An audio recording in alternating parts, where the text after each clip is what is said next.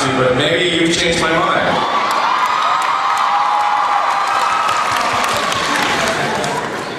Okay.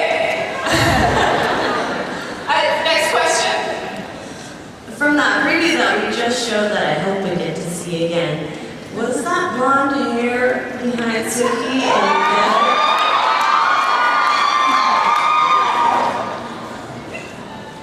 I'm sorry, what was that question? From the preview that we just showed for the rest of season 2, it looked like blonde hair on the person who was lying in bed with Suki. So is that Eric? I have no idea what you're talking about.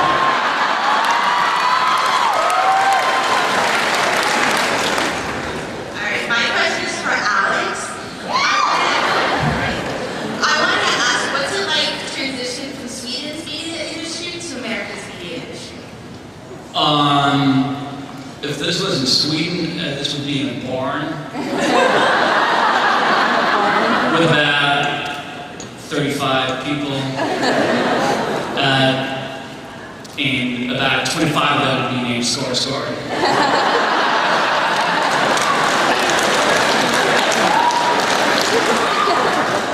Okay.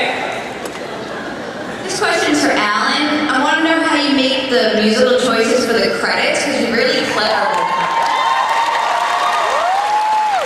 You mean the opening credits or the final credits? Edits. Well, Editing. the song Bad Things by Jay Severin was when I first shot the pilot and edited and gave it to HBO, that was just sort of a placeholder. And I didn't really know that song very well. I had gone on iTunes and just sort of randomly gone through country western and picked some stuff that I liked.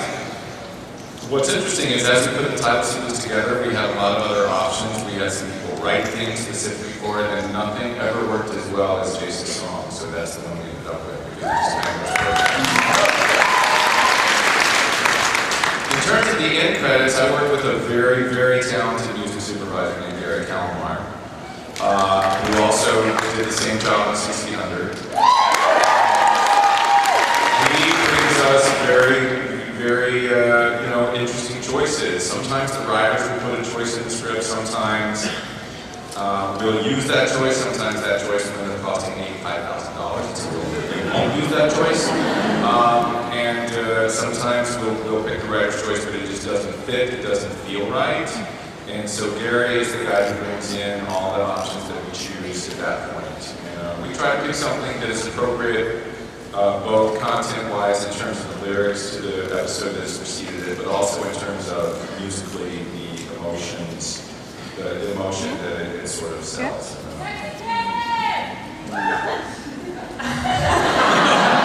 Okay, next question. Hi, this question is for Sam and Regina. Even though your characters are currently seeing other people on the show, how do you feel about a possible rekindling of the flames between your characters? I'd be psyched about that. a little tan action? Okay, there you have it.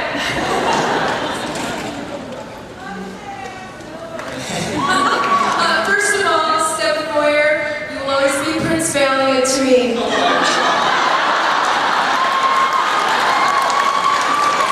I'd like to know, though, what other projects is the cast working on other than True Blood? I'd like to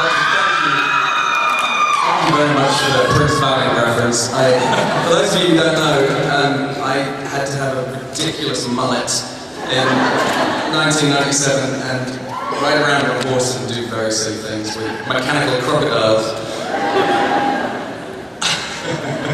I think some of it's on YouTube as well. I've got a couple of things coming up. I'm waiting to finalise a film called Tribes of October. The director is ill, unfortunately, so we've been put back to the 5th of October, and it might clash with, if it pushes any further, it might clash with shooting this again. And but before that I'm doing a British film called Flutter, about gambling. So.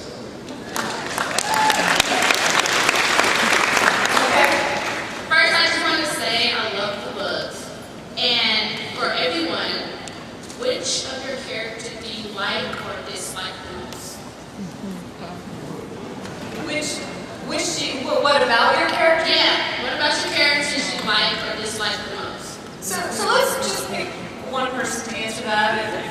Is there someone? Okay, sounds like What I like most about Suki, I like that she says what she's thinking, even if it's not always a really good idea. I admire that.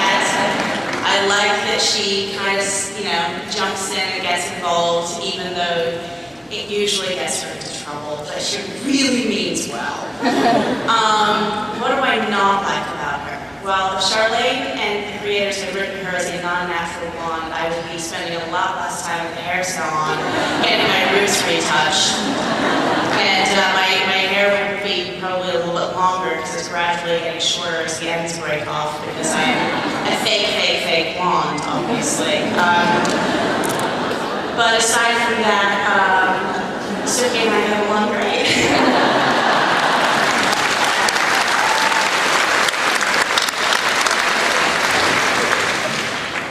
Hi. I was wondering if the love triangle between Eric, Suki, and Bill is going to play out on screen as it does in Charlotte's novels. for Alan, you asking?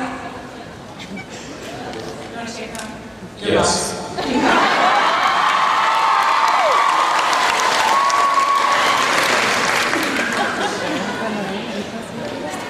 Okay.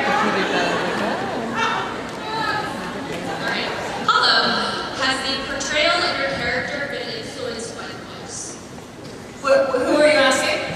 Everybody to the right of the creator.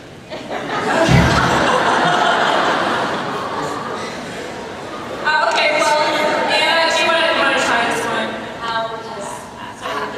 Yeah, can you repeat it? Live mic? How has your portrayal of the character been influenced by the books? Well, I read the books rapidly to try to know as much as I could about the part while I was auditioning because I really wanted it and I wanted to know as much as I could. And I felt that the Suki that was on the page in the script was very much like the Suki in the books. So at this point, it's kind of hard to unmarry the two. I don't know. It's sort of tricky because I guess also that comes down to what was my interpretation of the Suki on the page in the books versus the Suki on the page in the script, and then what I did with that and the directors and all the input. I mean, it's kind of, I don't know. It's sort of hard to tell, really give a good answer on it at this point. Does anyone else feel strongly about that? About how